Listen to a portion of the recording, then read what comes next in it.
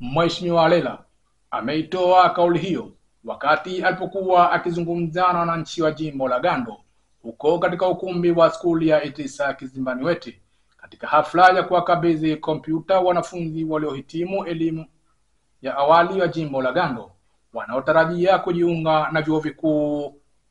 Amesema maamuzi yaliyofanywa na mbunge wa jimbo la Gando kuwapatia wanafunzi hao vifaa hivyo vinakwenda kuleta mabadiliko chanya na ukombozi wa elimu. Tuunge mkono jitihada za serikali katika kusomesha watoto wetu. Mkombozi wa sisi, mkombozi wa maendeleo ni kuwekeza elimu ya watoto wetu. Hawa ndio viongozi wa kesho. Hawa ndio wataalamu wa kesho. Hatima ya kesho yao tuko nayo sisi kwenye mikono yetu.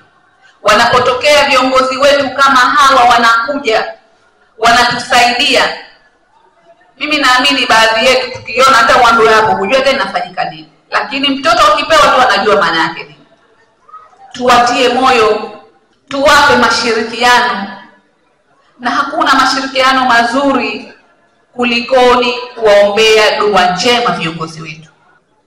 Kwa hiyo niwaombe sana wanagando.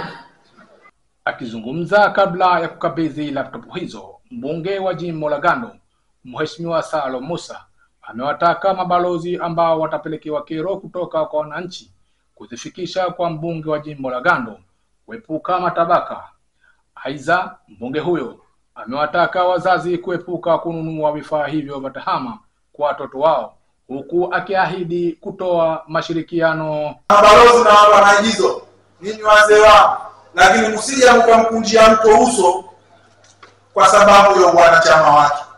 Nikijua hilo nitakuja kulisema mbele ya hadhara kwenye mwenyekiti wangu wa chama, kwa sababu nimeelekeza mwenyekiti wetu wa chama Mheshimiwa Samia Suluhu Hassan pamoja na Dr. Hussein Hassan Mwinyi ametukemea kuweza kuleta ubaguzi ndani ya maeneo yetu ambayo tunafanyia kazi. Wanafunzi wa diploma pamoja na certificate wote wa jimbo la Gando ni marufuku ndani ya jimbo la Gando mzee kununua laptop.